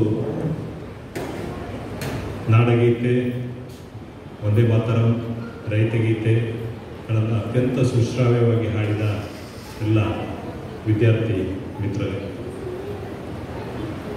ಮೊದಲನೇದಾಗಿ ಈ ಒಂದು ಅತ್ಯಂತ ವಿಶಿಷ್ಟ ಸಂದರ್ಭದಲ್ಲಿ ರಾಜ್ಯೋತ್ಸವದ ಸಂದೇಶವನ್ನು ಹೇಳಲಿಕ್ಕೆ ನನ್ನನ್ನು ಆತ್ಮೀಯವಾಗಿ ಆಹ್ವಾನಿಸಿದ ಕುಲ್ಕು ಸರ್ ಅವರಿಗೆ ನನ್ನ ಅನಂತ ಕೃತಜ್ಞತೆಗಳು. ಕನ್ನಡದ ಒಬ್ಬ ಕವಿ 17ನೇ ಶತಮಾನ ಮಹಾಲಿಂಗ ರಂಗ ಅಂತ ಅವನ ಹೆಸರು. ಕನ್ನಡ ಭಾಷೆಯ ಬಗ್ಗೆ ಎಷ್ಟು ಸುಂದರವಾಗಿ ಅವನು ಹೇಳ್ತಾನೆ ಅಂತ ಹೇಳಿದರೆ, ಕನ್ನಡ ಭಾಷೆ ಎಷ್ಟು ಚಂದ ಇದೆ ಅನ್ನುವಂಥದ್ದು. ಸುಲಿದ ಬಾಳೆಯ ಹಣ್ಣಿನಂದದಿ ಕಳೆದ ಸಿಗುರಿನ ಕಬ್ಬಿನಂದದಿ ಅಳಿದ ಉಷ್ಣದ ಹಾಲಿನಂದದಿ ಸುಲಭವಾಗಿರುಪ್ಪ ಲಲಿತವಹ ಕನ್ನಡದ ನುಡಿಯಲಿ ತಿಳಿದು ತನ್ನಲ್ಲಿ ತನ್ನ ಮೋಕ್ಷವ ಗಳಿಸಿಕೊಂಡರೆ ಸಾಲದೆ ಸಂಸ್ಕೃತದಲ್ಲಿನ್ನೇನು. ಇದು ಕನ್ನಡ ಭಾಷೆಯ ಮೇಲಿನ ಪ್ರೀತಿ, ಆದರ ಮಾತ್ರ ಅಲ್ಲ, ಇಲ್ಲಿ ಒಂದು ಕಡೆ ಇನ್ನೊಂದು ಭಾಷೆಯ ಯಜಮಾನಿಕೆಯನ್ನು ಪ್ರಶ್ನಿಸುವಂಥ ಒಂದು ಕೆಲಸವನ್ನು ಈ ಒಂದು ಸುಂದರ ಕವನ ಕಟ್ಟುವ ಮೂಲಕ ಕವಿ ಹೇಳ್ತಾನೆ, ಮತ್ತು ಆ ಮೂಲಕ ನಮ್ಮೆಲ್ಲರನ್ನ ಎಚ್ಚರಿಸ್ತಾನೆ. ನಮ್ಮ ಕೈಲಿರುವಂಥದ್ದು ಕನ್ನಡ ಭಾಷೆ, ಅದೊಂದು ಅನಾರ್ಘ್ಯ ರತ್ನ. ಅದರ ಮಹತ್ವವನ್ನು ಅರಿಯದೆ ಇನ್ನೊಂದು ಭಾಷೆಯ ವ್ಯಾಮೋಹಕ್ಕೆ ಯಾಕೆ ಹೋಗ್ತೀರಿ ಅನ್ನುವಂಥದ್ದು. ಕನ್ನಡ ಭಾಷೆಯ ಪ್ರಾಚೀನತೆಗೆ ನಾವು ಹೋದರೆ ರಾಮಾಯಣ ಮಹಾಭಾರತಗಳಲ್ಲಿ ಕರ್ನಾಟಕ ಎನ್ನುವ ಶಬ್ದದ ಉಲ್ಲೇಖ ಬರ್ತದೆ. ಕ್ರಿಸ್ತಪೂರ್ವ 2-3 ಶತಮಾನದಲ್ಲಿ ಈ ದೇಶವನ್ನು ಆಳಿದ ಮೌರ್ಯರ ಕಾಲದ ಶಾಸನಗಳಲ್ಲಿ, ಮುಖ್ಯವಾಗಿ ಅಶೋಕನ ಶಾಸನಗಳಲ್ಲಿ ಕನ್ನಡ ಶಬ್ದ ಬರ್ತದೆ. ತಮಿಳಿನ ಶ್ರೇಷ್ಠ ಕೃತಿ ಶಿಲಪ್ಪಧಿಕಾರಂನಲ್ಲಿಯೂ ಸಹ ಕನ್ನಡ ನಾಡನ್ನು ಕರುನಾಡಗರು, ಕನ್ನಡದವರು, ಈ ನಾಡಿನವರು ಅಂತ ಹೇಳುವ ಒಂದು ಉಲ್ಲೇಖನ ನಾವು ಕಾಣ್ತೀವಿ. ಕದಂಬರ ಕಾಲದಲ್ಲಿ ಕನ್ನಡದ ಮೊದಲ ರಾಜಧಾನಿ ಮತ್ತು ರಾಜರು ಬನವಾಸಿಯ ಕದಂಬರು. ಕದಂಬರ ಕಾಲದ ಹಲ್ಮಿಡಿ ಶಾಸನದಲ್ಲಿ ಕನ್ನಡವನ್ನು ಹೇಗೆ ಆಡಳಿತ ಭಾಷೆಯನ್ನಾಗಿ ಬಳಸಿದ್ರು ಮತ್ತು ಬಳಸ್ತಾ ಇದ್ರು ಅನ್ನೋ ಬಗ್ಗೆ ಉಲ್ಲೇಖ ಬರ್ತದೆ. ಸುಮಾರು 9 ಮತ್ತು 10ನೇ ಶತಮಾನದ ಕನ್ನಡದ ಶತಮಾನಕ್ಕೆ ಸೇರಿದ ಕನ್ನಡದ ಮೊದಲ ಉಪಲಬ್ಧ ಕೃತಿ ಅಂತ ನಾವು ಶ್ರೀ ವಿಜಯನ ಕವಿರಾಜ ಮಾರ್ಗವನ್ನು ಹೇಳ್ತೀವಿ. ಕವಿರಾಜ ಮಾರ್ಗ ಅದು ಮೂಲತಃ ಒಂದು ವ್ಯಾಕರಣ ಶಾಸ್ತ್ರ, ಕಾವ್ಯಾಲಂಕಾರಕ್ಕೆ ಸಂಬಂಧಿಸಿದ ಒಂದು ಕೃತಿ. 10ನೇ ಶತಮಾನದಲ್ಲಿ ಕಾವ್ಯಾಲಂಕಾರಕ್ಕೆ, ಕಾವ್ಯದಲ್ಲಿ ಏನೇನಿರಬೇಕು, ಯಾವುದು ಹೇಗಿರಬೇಕು, ಎಲ್ಲಿ ಬಳಸಬೇಕು, ವಿಮರ್ಶೆ ತತ್ವಗಳೇನು, ಇದನ್ನ ಅವರು ವಿಶ್ಲೇಷಣೆ ಮಾಡ್ತಾರಂತ ಹೇಳಿದ್ರೆ, ಅದಕ್ಕಿಂತ ಪೂರ್ವದಲ್ಲಿ 10ನೇ ಶತಮಾನಕ್ಕಿಂತ ಪೂರ್ವದಲ್ಲಿ ಕನ್ನಡ ಸಾಕಷ್ಟು ಸಾಹಿತ್ಯಿಕವಾಗಿ ಬೆಳೆದಿದೆ ಅಂತ ಅರ್ಥ. ಆದರೆ ದುರದೃಷ್ಟವಶಾತ್ ನಮಗೆ ಆ ಕೃತಿಗಳು ಸಿಗಲಿಲ್ಲ. ಆ ಕಾರಣಕ್ಕಾಗಿ ಅಲ್ಲಿವರೆಗೆ ಬಂದ ಕೃತಿಗಳ ಹಿನ್ನೆಲೆಯಲ್ಲಿ ಕನ್ನಡದ ಕಾವ್ಯಾಲಂಕಾರ ವಿಮರ್ಶೆಗಳನ್ನ ಈ ಕೃತಿಯಲ್ಲಿ ಹೇಳುವುದನ್ನು ನೋಡ್ತೀವಿ. 7ನೇ ಶತಮಾನದಲ್ಲಿ ಬಾದಾಮಿಯಲ್ಲಿ ಒಂದು ಕನ್ನಡದ ಶಾಸನ ಸಿಗ್ತದೆ, ಕಪ್ಪೆ ಅರಭಟ್ಟನ ಶಾಸನ ಅಂತ ಅದಕ್ಕೆ ಹೆಸರು. ಕಪ್ಪೆ ಅರಭಟ್ಟ ಅನ್ನೋರು ಒಬ್ರು ಸೇನಾನಿ. ಅವರು ಹೇಗೆ ಹೇಳ್ತಾರೆ ಅಂದ್ರೆ ಕನ್ನಡದ ಶಬ್ದ, ಕನ್ನಡ ಮಧ್ಯೆ ಮಧ್ಯೆ ಕೆಲವು ಸಂಸ್ಕೃತ ಶಬ್ದ ಬರ್ತದೆ, ಆ ಶಬ್ದಗಳನ್ನು ಬಳಸಿಕೊಂಡು ಎಷ್ಟು ಸುಂದರವಾಗಿ ಹೇಳ್ತಾರೆ. ಮತ್ತೆ ಅವರ ಆ ಒಂದು ಸೈನಿಕ ಮನೋಭಾವವನ್ನು ಎಷ್ಟು ಚಂದವಾಗಿ ಹೇಳ್ತಾರೆ ಅಂತ ಹೇಳಿದ್ರೆ, ಸಾಧುಂಗೆ ಸಾಧು ಮಾಧುರ್ಯಂಗೆ ಮಾಧುರ್ಯಂ, ಸಾಧುಂಗೆ ಸಾಧು ಮಾಧುರ್ಯಂಗೆ ಮಾಧುರ್ಯಂ, ಬಾದಿಪ್ಪ ಕಲಿಗೆ ಕಲಿಯುಗ ವಿಪರೀತ ಮಾಧವನೀತನ್ ಪೆರದಲ್ಲ. ಆ ಶಾಸ್ತ್ರದಲ್ಲಿ ಏನು ಸಾಕಷ್ಟು ಸಾಲಿದೆ, ಬಟ್ ಈ 4 ಸಾಲುಗಳನ್ನು ನಾನು ಏನು ಹೇಳಿದ್ದೇನೆ ಅದು ಒಂದು ಕನ್ನಡದ ಮನೋಸ್ಥಿತಿ, ಸೈನಿಕರ ಮನೋಸ್ಥಿತಿ ಮತ್ತು ನಮ್ಮ ಭಾಷೆಯ ಬಗ್ಗೆ ಸಹ ಎಷ್ಟು ಸುಂದರವಾಗಿ ಆತ್ಮಾಭಿಮಾನದ ಪೂರಕವಾಗಿ ಹೇಳ್ತಾರೆ ಅನ್ನುವಂಥದ್ದು ಕಂಡು ಬರ್ತದೆ. ಅಂದರೆ ನಮಗೆ ಕನ್ನಡದ ಹಿನ್ನೆಲೆ ಮತ್ತು ಆ ಮೂಲಕ ಕನ್ನಡ ಸಂಸ್ಕೃತಿಯ ಹಿನ್ನೆಲೆ ಎಷ್ಟು ಹಿಂದಕ್ಕೆ ತಗೊಂಡು ಹೋಗ್ಬೋದು ಅನ್ನೋದಕ್ಕೆ ಕೆಲವು ಉದಾಹರಣೆಗಳಷ್ಟೇ. ಇವು ಕೇವಲ ಸಿಕ್ಕಿದ ಶಾಸನಗಳು, ಸಿಕ್ಕಿದ ಉಪಲಬ್ಧ ಕೃತಿಗಳ ಹಿನ್ನೆಲೆಯಲ್ಲಿ ನಾವು ಹೇಳುವಂಥದ್ದು. ಬನವಾಸಿ ಕದಂಬರು ಕನ್ನಡವನ್ನು ಆಡಳಿತ ಭಾಷೆಯಾಗಿ ಬಳಸಿದ್ದಾರೆ ಅಂತ ಹೇಳಿದ್ರೆ ಖಂಡಿತವಾಗಿ ಸುತ್ತಮುತ್ತಲ ಪ್ರದೇಶದವರು ಅಥವಾ ಅವರ ವ್ಯಾಪ್ತಿಗೆ ಬರುವ ಜನರು ಕನ್ನಡವನ್ನು ಆಡ್ತಾ ಇದ್ದಾರೆ. ಹಾಗಾಗಿ ಆ ನಾಡಿನ ಜನರಿಗೆ, ನನ್ನ ನಾಡಿನ ಜನರಿಗೆ ಅವರ ಭಾಷೆಯಲ್ಲಿ ನಾನು ರಾಜಾಜ್ಞೆಗಳನ್ನು ಕೊಡಬೇಕು, ಅವರಿಗೆ ನಾನು ಹೇಳುವ ಮಾತು ಅರ್ಥ ಆಗಬೇಕು ಅನ್ನುವಂಥದ್ದು ಒಬ್ಬ ರಾಜನ ಸದಾಶಯವಾಗಿರುತ್ತದೆ. ಆ ಮೂಲಕ ಅವರು ಆಡಳಿತ ಭಾಷೆಯನ್ನ ಜಾರಿಗೆ ತರ್ತದೆ. ಇದರ ಹಿನ್ನೆಲೆ ಯಾಕೆ ಹೇಳ್ಬೇಕಂತ ಹೇಳಿದ್ರೆ, ಭಾರತದಲ್ಲಿ ಸಂಸ್ಕೃತ ಮುಖ್ಯವಾಗಿ ಆಡಳಿತ ಭಾಷೆಯಾಗಿ, ರಾಜರ ಭಾಷೆಯಾಗಿ, ಆಸ್ಥಾನ ಭಾಷೆಯಾಗಿ ಇತ್ತು. ಸಂಸ್ಕೃತ ಉಚ್ಛ್ರಾಯ ಕಾಲದಲ್ಲಿರುವಾಗ ಪಾಲಿ ಮತ್ತು ಪ್ರಾಕೃತ 2 ಭಾಷೆಗಳು ಇತ್ತು. ಆದರೆ ಸಾಮಾನ್ಯವಾಗಿ ಜನರ ಭಾಷೆಯಲ್ಲಿ ಇತ್ತು, ಆಡಳಿತ ಭಾಷೆಯಾಗಿ ಬರಲಿಲ್ಲ. ಆದರೆ ಕಾಲಕ್ರಮೇಣ ಅಲ್ಲಲ್ಲಿ ಸಣ್ಣ ಬದಲಾವಣೆಗಳಾಗ್ತವೆ. ಮೌರ್ಯರ ಕಾಲದ ಬರುವ ಹೊತ್ತಿಗೆ ಮೌರ್ಯರು ಈಗಿನ ಬಿಹಾರದ ಮಗಧ ಅನ್ನೋ ಸ್ಥಳದಲ್ಲಿ ಮತ್ತು ಪಟ್ಟಣದಲ್ಲಿ ಇದ್ದುಕೊಂಡು ರಾಜ್ಯವನ್ನು ಆಳುವರು. ಅಲ್ಲಿ ಪ್ರಾಕೃತವನ್ನು ಅವರು ಆಡುಭಾಷೆಯಾಗಿ ಒಂದಿಷ್ಟು ರಾಜ್ಯ ಭಾಷೆಯಾಗಿ ಬಳಸುವಾಗ ಮಗಧಿ ಪ್ರಾಕೃತ ಅಂದ್ರೆ ಆ ಭಾಗದಲ್ಲಿ, ಅಂದ್ರೆ ಭಾಷೆ ಅನ್ನುವಂಥದ್ದು ಕೇವಲ ಇಡೀ ದೇಶದ ಉದ್ದಗಲಕ್ಕೂ ಒಂದೇ ಇರುವುದಿಲ್ಲ. ಆಯಾಯ ಕ್ಷೇತ್ರಗಳಲ್ಲಿ, ಆಯಾಯ ಪ್ರಾದೇಶಿಕ ವಲಯದಲ್ಲಿ ಭಾಷೆಗಳು ಬದಲಾವಣೆ ಆಗ್ತವೆ ಹೋಗ್ತವೆ, ನಿಂತ ನೀರಲ್ಲ. ನಾವೀಗ ಮಂಗಳೂರಿನಲ್ಲಿ ನಿಂತ್ಕೊಂಡು ನಾವು ಮಾತಾಡೋದಕ್ಕೂ ನನ್ನ ಹುಟ್ಟೂರು ಕುಂದಾಪುರಕ್ಕೆ ಬಂದಾಗ ನಾವು ಕುಂದ ಕನ್ನಡ ಅಂತ ಹೇಳ್ತೀವಿ. ಕುಂದಾಪುರ ಕನ್ನಡ ಅಲ್ಲಿ ವ್ಯತ್ಯಾಸ ಇರ್ತದೆ. ನಾವು ಸ್ವಲ್ಪ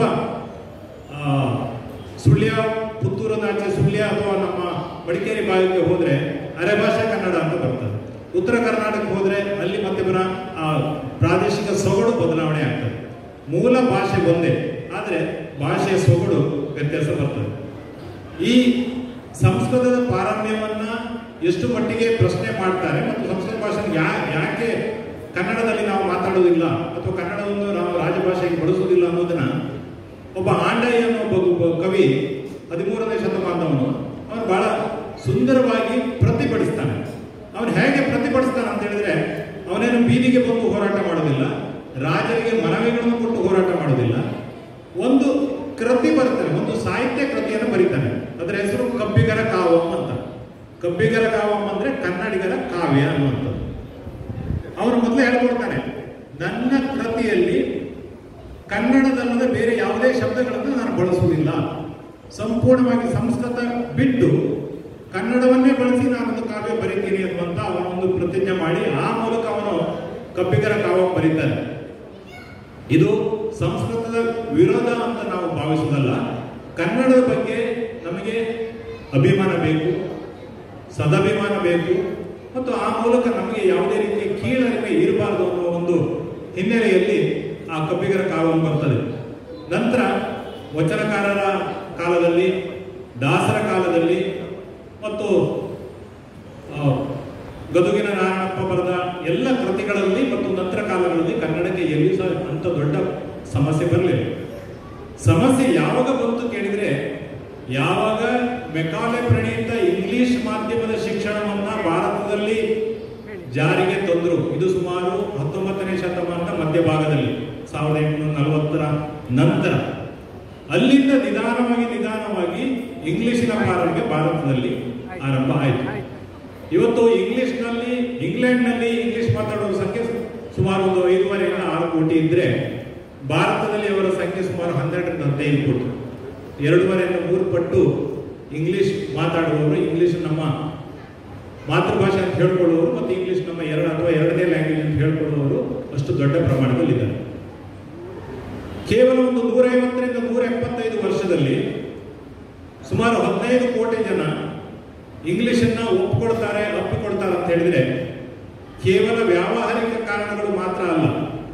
ನಾವು ಇವತ್ತಿನ 21ನೇ ಶತಮಾನದ ಮೊದಲ ದಶಕದಲ್ಲಿ 2ನೇ ದಶಕದಲ್ಲಿ ಕಾರ್ಪೊರೇಟ್ ಸಂಸ್ಥೆಗಳು ಬಹಳ ದೊಡ್ಡ ಮಟ್ಟದಲ್ಲಿ ಬೆಳೀತಾ ಇರೋ ಸಂದರ್ಭದಲ್ಲಿ ಕೊಡುಕೊಳ್ಳುವಿಕೆ, ವ್ಯಾಪಾರ ವಹಿವಾಟು ದೊಡ್ಡ ಮಟ್ಟದಲ್ಲಿ ಆಗ್ತಿರುವಾಗ ಇಂಗ್ಲಿಷಿನ ಒತ್ತಡ ಮತ್ತು ಇಂಗ್ಲಿಷಿನ ಅಗತ್ಯತೆ, ವ್ಯಾವಹಾರಿಕತೆಯನ್ನು ನಾವು ಅರ್ಥ ಮಾಡಿಕೊಂಡು ಇಂಗ್ಲಿಷನ್ನ ಸ್ವಲ್ಪ ಅದು ಒಪ್ಕೊಳ್ಬೋದು.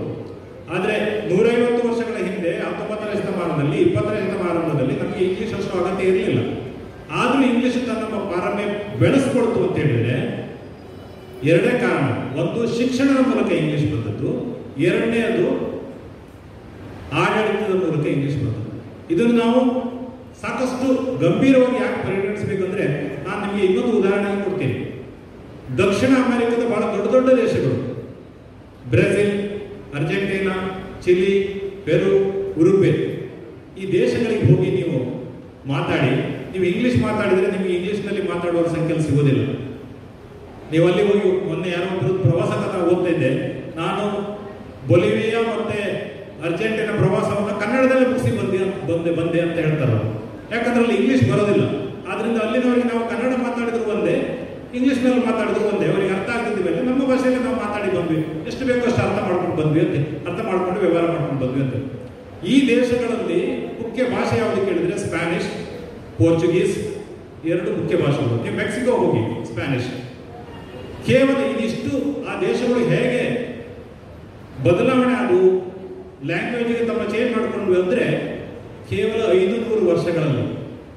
ದಕ್ಷಿಣ ಅಮೆರಿಕವನ್ನ ಸ್ಪೇನಿನ ಕಕ್ಷೆಗೆ, ವ್ಯಾಪ್ತಿಗೆ ಅಥವಾ ಅವರ ಪ್ರಾಬಲ್ಯಕ್ಕೆ ಒಳಗಾಗಿರುವುದು ಕೇವಲ 1500ರಿಂದ ಈಚೆಗೆ. ಇದು ನಮಗೆ ದೊಡ್ಡ ಅಪಾಯದ ಮುನ್ಸೂಚನೆ, ನಮಗೆ ಅರ್ಥ ಆಗಬೇಕು ಮತ್ತು ಬರಬೇಕು. ಸೊ ಈ ಹಿನ್ನೆಲೆಯಲ್ಲಿ ನಾವು ಕನ್ನಡವನ್ನು ನಾವು ಹೇಗೆ ಅರ್ಥ ಮಾಡ್ಕೊಳ್ಬೇಕು, ಕನ್ನಡ ಮುಂದಿನ ಸವಾಲುಗಳು ಏನಿದೆ ಅನ್ನುವಂಥದ್ದು. 1970ರ ದಶಕದಲ್ಲಿ ಮತ್ತೆ 80ರ ದಶಕದ ಆದಿಯಲ್ಲಿ ಕರ್ನಾಟಕದಲ್ಲಿ ಗೋಕಾಕ್ ಚಳವಳಿ ನಡೆದಿರುವುದು ತಮಗೆ ಗೊತ್ತಿರ್ಬೋದು, ತಾವು ಕೇಳಿರ್ಬೋದು, ನೋಡಿರ್ಬೋದು, ಹಿರಿಯರಿಗೆ ಅದೆಲ್ಲ ಗೊತ್ತಿದೆ. ಸಾಕಷ್ಟು ಮಂದಿ ಅದರ ಪ್ರಭಾವದಲ್ಲಿ ಇದ್ರು ಮತ್ತು ಚಳವಳಿಯಲ್ಲಿ ಸಕ್ರಿಯವಾಗಿ ಕಾರ್ಯಕ್ರಮ. ಗೋಕಾಕ್ ಚಳವಳಿ ಯಾಕೆ ಆಯಿತು ಅಂದ್ರೆ ಕನ್ನಡವು ಕರ್ನಾಟಕದಲ್ಲಿ ಆಡಳಿತ ಭಾಷೆ ಆಗ್ಬೇಕನ್ನುವಂಥದ್ದು. ಅಲ್ಲಿವರೆಗೆ ಆಡಳಿತ ಭಾಷೆಯಾಗಿ ಕಾಯ್ದೆ ಪಾಸ್ ಆಗಿದ್ರು ಜಾರಿಗೆ ಬಂದಿರಲಿಲ್ಲ. ಯಾವಾಗ ಗೋಕಾಕ್ ಚಳವಳಿ ನಡೀತು, ಅದು ನಂತರ ಕನ್ನಡದಲ್ಲಿ ಈ ಒಂದು ಆಡಳಿತ ಭಾಷೆ ಅನ್ನುವಂಥದ್ದು ಅಧಿಕೃತವಾಗಿ ಆದೇಶ ಆಗ್ತದೆ, ನಂತರ ಬರ್ತದೆ. ಈಗ ನಮ್ಮ ಸಮಸ್ಯೆ ಇರುವಂಥದ್ದು ನಾವು ಹೇಗೆ ಇಂಗ್ಲಿಷಿನ ಪಾರಮ್ಯದಿಂದ ಹೊರಗಡೆ ಬರುವಂಥದ್ದು ಮತ್ತು ಹಿಂದಿನ ವಿರೋಧಿಸುವುದಲ್ಲ, ಹಿಂದಿಯ ಜೊತೆಗೆ ಕನ್ನಡದ ಅಸ್ತಿತ್ವವನ್ನು ನಾವು ಹೇಗೆ ಉಳಿಸ್ಕೊಳ್ದಂಥದ್ದು. ಯಾಕೆ ಮುಖ್ಯವಾಗಿ ಇವತ್ತು ನೀವು ಧಾರಾವಾಹಿಗಳನ್ನು ನೋಡಿ ನಮ್ಮ ಮಕ್ಕಳು 1ನೇ ಕ್ಲಾಸಿಗೆ ಬರುವ ಹೊತ್ತಿಗೆ ನಮ್ಮ ಮಕ್ಕಳು ಸುಲಲಿತವಾಗಿ ಹಿಂದಿಯಲ್ಲಿ ಮಾತಾಡ್ತಾರೆ, ಅಷ್ಟೇ ಸುಲಲಿತವಾಗಿ ಕನ್ನಡದಲ್ಲಿ ಮಾತಾಡೋದು ಕಷ್ಟ ಆಗ್ತದೆ. ಇವತ್ತು ನಮ್ಮ ಮಕ್ಕಳು ಹಿಂದಿ ನೋಡ್ತಾರೆ, ಇಂಗ್ಲಿಷ್ ಸೀರಿಯಲ್ಗಳನ್ನು ನೋಡ್ತಾರೆ, ಆ ಮೂಲಕ ಅವರು ಆ ಭಾಷೆಯ ಪ್ರಾವೀಣ್ಯತೆ ಪಡಿತಾರೆ, ಆದರೆ ಕನ್ನಡದಲ್ಲಿ ಹಿಂದಿಯಲ್ಲಿ ಬಿಡ್ತಾರೆ. ಇವತ್ತು ನಮ್ಮ ಸ್ನೇಹಿತರು ಮುಂಬೈಯಿಂದ ಬಂದವರು ಇಲ್ಲಿದ್ದಾರೆ, ವೇದಿಕೆಯಲ್ಲಿದ್ದಾರೆ, ಶೆಟ್ಟರಿದ್ದಾರೆ. ನೀವು ಮುಂಬೈಗೆ ಹೋಗಿ 1 ವರ್ಷ ಬರೋದ್ರೊಳಗೆ ನೀವು ಅಲ್ಲಿ ಹಿಂದಿ ಕಲಿತೀರಿ, ಒಂದಿಷ್ಟು ಮರಾಠಿನೂ ಕಲಿತೀರಿ. ಮಂಗಳೂರಿಗೆ ಬಂದವರು ಎಷ್ಟು ಮಂದಿ ತುಳು ಕಲಿತಾರೆ, ಅಥವಾ ಬೆಂಗಳೂರಿಗೆ ಬಂದವರು ಎಷ್ಟು ಮಂದಿ ಕನ್ನಡ ಕಲಿತಾರೆ. ಯಾಕೆ ಕಲಿಯುವುದಿಲ್ಲ ಅಂತ ಹೇಳಿದ್ರೆ, ನಾವು ನಗರವಾಸಿಗಳು, ನಗರದಲ್ಲಿದ್ದವರು ಹೆಚ್ಚಾಗಿ ನಾವು ತುಂಬಾ ಬೇರೆಯವರಿಗೆ ಅವರಿಗೆ ಅನುಕೂಲ ಆಗಲಿ, ಅವರಿಗೆ ತೊಂದರೆ ಆಗಬಾರ್ದು ಅನ್ನೋ ಕಾರಣಕ್ಕಾಗಿ ಅವರ ಭಾಷೆಯಲ್ಲಿ ವ್ಯವಹರಿಸಲಿಕ್ಕೆ ಪ್ರಯತ್ನ ಬರ್ತದೆ. ಮಂಗಳೂರಿನಲ್ಲಿರುವ ಸಾಕಷ್ಟು ಗುಜರಾತಿಯವರು ಇರ್ಬೋದು, ರಾಜಸ್ಥಾನದಲ್ಲಿರ್ಬೋದು, ಮಹಾರಾಷ್ಟ್ರದವರು ಇರ್ಬೋದು, ಆಂಧ್ರದವರು ಇರ್ಬೋದು, ತಮಿಳುನಾಡು ಇರ್ಬೋದು, ಅವ್ರ ಹತ್ರ ನಾವು ಸಾಧ್ಯವಾದಷ್ಟು ಅವರ ಭಾಷೆಯಲ್ಲಿ ಮಾತಾಡಲಿಕ್ಕೆ ಪ್ರಯತ್ನ ಮಾಡ್ತೀವಿ, ಸಂವಹನ ಮಾಡಲಿಕ್ಕೆ ಪ್ರಯತ್ನ ಮಾಡ್ತೀವಿ. ಇದು ಸರಿಯಾದ ವಿಧಾನ ಅಲ್ಲ. ಅರ್ಥ ಆಗದೇ ಇದ್ದ ಸಂದರ್ಭದಲ್ಲಿ ಅವರಿಗೆ ನೆರವಾಗಬೇಕು. ಆದರೆ ನಮ್ಮ ಭಾಷೆಯ ವ್ಯಾಪ್ತಿಯನ್ನು ಬಿಟ್ಟು ಅವರ ಹತ್ರ ನಾವು ಸಂವಹನ ಮಾಡಿದರೆ ಅವರು ಯಾವತ್ತೂ ನಮ್ಮ ಭಾಷೆಯನ್ನು ಕಲಿಯುವುದಿಲ್ಲ. ಆ ಕಾರಣಕ್ಕಾಗಿ ತುಳುವಿಗೆ ಕನ್ನಡಕ್ಕೆ ಹೇಗೆ ಅಪಾಯ ಇದೆಯೋ ತುಳುವಿಗೂ ಆ ರೀತಿ ಅಪಾಯ ಇದೆ ಅನ್ನುವಂಥ ಒಂದು ಅರಿವು ನಮ್ಮಲ್ಲಿ ಬರಬೇಕು. ಹಾಗಿದ್ರೆ ಕನ್ನಡ ಉಳಿಸಿಕೊಳ್ಳಿಕ್ಕೆ ಮತ್ತು ಕನ್ನಡ ಬೆಳೆಸಲಿಕ್ಕೆ ನಾವು ಏನೇನು ಮಾಡಬೇಕು? ಕನ್ನಡ ಸಾಹಿತ್ಯ ಪರಿಷತ್ತಿನ ರಾಜ್ಯಾಧ್ಯಕ್ಷರಾಗಿ ಸಾಕಷ್ಟು ದೊಡ್ಡ ಕೆಲಸ ಮಾಡಿರುವ ಕುಂದೂರವರು ನಮ್ಮ ವೇದಿಕೆಯಲ್ಲಿದ್ದಾರೆ. ಕಲ್ಕೂರ್ ಅವರು ತನ್ನ ಈ ಉದಾಹರಣೆಗೆ ಈ ಕಾರ್ಯಕ್ರಮ ಇದು ಒಂದು ರೀತಿಯಿಂದ ಕನ್ನಡವನ್ನು ಬೆಳೆಸುವ, ಕನ್ನಡವನ್ನು ಕಟ್ಟುವ ಕೆಲಸ. ಕನ್ನಡ ಕಟ್ಟುವ ಕೆಲಸ, ಬೆಳೆಸುವ ಕೆಲಸ ಅಂದ್ರೆ ಬಹಳ ದೊಡ್ಡ ಮಟ್ಟದಲ್ಲಿ ನಾವು ಮಾಡ್ಬೇಕಂದ್ರೆ ನಾವು ಮಾಡುವ ಒಂದು ಸಣ್ಣ ಸಣ್ಣ ಕೆಲಸಗಳು ಸಹ ಕನ್ನಡ ಬೆಳೆಸುವ ಕೆಲಸಗಳಾಗ್ತವೆ. ಇತ್ತೀಚೆಗೆ ಪತ್ರಿಕೆಗಳಲ್ಲಿ ಓದಿದ ನೆನಪು, ಯಾರೊಬ್ಬ ಆಟೋ ರಿಕ್ಷಾ ಚಾಲಕ ತನ್ನ ಮನೆಯಲ್ಲಿ ಪುಸ್ತಕಗಳನ್ನ ಸೇರಿಸ್ತಾನೆ, ಪುಸ್ತಕದ ಒಂದು ಗ್ರಂಥಾಲಯ ಮಾಡ್ತಾನೆ. ಒಬ್ರು ಶಿರ್ಸಿಗೆ ಒಬ್ರು ವಿಜಿ ಗಾಯತ್ರಿ ಅಂತ ಒಬ್ಬ ನಿವೃತ್ತ ಸರ್ಕಾರಿ ನೌಕರ ಬೆಂಗಳೂರಿನಲ್ಲಿ ಇರ್ತಾರೆ. ಅವರು ಪ್ರತಿ ತಿಂಗಳಲ್ಲಿ ಕೊನೆಯ ಶನಿವಾರ ಭಾನುವಾರ ಶಿರ್ಸಿಗೆ ಬಂದು ಅಲ್ಲಿ ಸಾಹಿತ್ಯ ಕಾರ್ಯಕ್ರಮ ಮಾಡ್ತಾರೆ. ಅವ್ರಿಗೆ ಏನು ಆಗ್ಬೇಕಾಗಿಲ್ಲ ಅವರು, ಆದರೆ ಅಲ್ಲಿ ಬಂದು ಸಾಹಿತ್ಯ ಕಾರ್ಯಕ್ರಮ ಮಾಡ್ತಾರೆ. ವಿಡಂಬಾರಿ ಅನ್ನುವ ಒಬ್ಬ ಚುಟುಕು ಸಾಹಿತ್ಯ ಬರಹಗಾರರು ಪುನಃ ಅವರು ನಿವೃತ್ತರು, ಅವರಿಗೇನು ಪುಸ್ತಕ ಮಾರಿ ಬದುಕಬೇಕಂತ ಏನಿಲ್ಲ, ಆದರೆ ಪುಸ್ತಕಗಳನ್ನ ಬಸ್ ಸ್ಟ್ಯಾಂಡಿಗೆ ಹೋಗ್ತಾರೆ, ಬಸ್ಗಳನ್ನು ಹತ್ತಾರೆ, ಅಲ್ಲಿ ಓದ್ತಾರೆ, ಆ ಮೂಲಕ ಪುಸ್ತಕ ಮಾರ್ತಾರೆ. ಸೊ ಇದೆಲ್ಲ ಸಣ್ಣ ಸಣ್ಣ ಲೆವೆಲ್ನಲ್ಲಿ, ಸಣ್ಣ ಸಣ್ಣ ಅವರವರ ಲೆವೆಲ್ನಲ್ಲಿ ಮಾಡುವಂಥದ್ದು. ಗುಡ್ನಾಪುರದಲ್ಲಿ ನಾನು ಶಿರ್ಸಿಯಲ್ಲಿ ಅಸಿಸ್ಟೆಂಟ್ ಕಮಿಷನರ್ ಆಗಿದ್ದಾಗ ಒಂದು ಘಟನೆ ಹೇಳ್ತೇನೆ, ಮುಗಿಸ್ತೇನೆ. ಗುಡ್ನಾಪುರದಲ್ಲಿ ರಾಜ ರವಿವರ್ಮನ ಶಾಸನ ಇದೆ. ಗುಡ್ನಾಪುರ ಶಾಸನ ಅಂತ ಬಹಳ ಅದು ಹೆಸರುವಾಸಿ, ಸಂಸ್ಕೃತದಲ್ಲಿದೆ. ಗುಡ್ನಾಪುರ ಅಂತ ಹೇಳಿದ್ರೆ ಬನವಾಸಿಯಿಂದ 5 ಕಿಲೋಮೀಟರ್ ಹಿಂದೆ, ಬನವಾಸಿಯ ಏನು ರಾಜ್ಯ ವ್ಯಾಪ್ತಿಗೆ ಬರುವಂಥದ್ದು. ಸಂಸ್ಕೃತ ಶಾಸನ ಸ್ತಂಭ ಇತ್ತು. ಆದ್ರೆ ಬಂದವರು ಇದು ಸಂಸ್ಕೃತ ಶಾಸನ ನೋಡ್ಕೊಂಡು ಹೋಗ್ತಾರೆ. ಗುಡ್ನಾಪುರ ರವಿವರ್ಮನ ಶಾಸನ ಅಂದ್ರೆ ಬಹಳ ಏನು ಹೆಸರುವಾಸಿ ಇತ್ತು. ಏನು ಬರ್ದಿದೆ ಅಂತ ಗೊತ್ತಿರಲಿಲ್ಲ. ಸೊ ನಾನು ಆವಾಗ ಅಲ್ಲಿ ಶಿರ್ಸಿ ಅಸಿಸ್ಟೆಂಟ್ ಕಮಿಷನರ್ ಆಗಿದ್ದಾಗ ಒಂದು ಸರಳ ಕೆಲಸ, ಬಹಳ ದೊಡ್ಡ ಕೆಲಸ ಅಲ್ಲ, ಸಣ್ಣ ಕೆಲಸ ಮಾಡಿದ್ವಿ.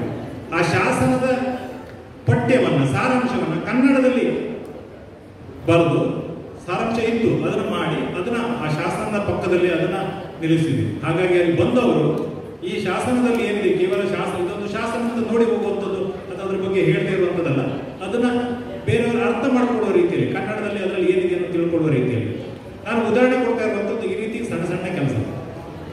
ಸಭಿಕರೇ, ಅತ್ಯಂತ ಸಣ್ಣ ಕೆಲಸ ನಾವು ಮಾಡುವಂಥದ್ದು, ಅದರ ಅತ್ಯಂತ ಮಹತ್ವ ಇರುವಂಥದ್ದು ನಾವು ಕನ್ನಡದಲ್ಲಿ ಮಾತನಾಡುವುದು.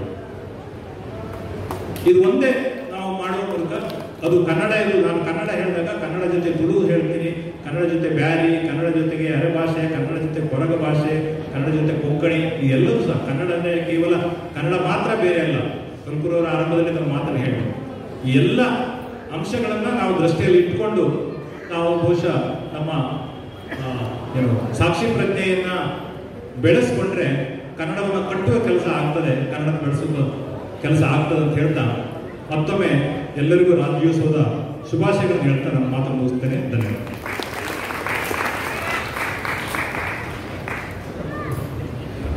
ಧನ್ಯವಾದಗಳು. 70ನೇ ರಾಜ್ಯೋತ್ಸವದ ಸಂದೇಶವನ್ನು ನೀಡಿದ ಶ್ರೀಯುತ ರಾಜು ಮುಗವೇದ ಇವರಿಗೆ ಸರೋವರಕ್ಕೆ ಬಿದ್ದ ಹನಿ ತನ್ನ ರೂಪವನ್ನೇ ಕಳೆದುಕೊಂಡು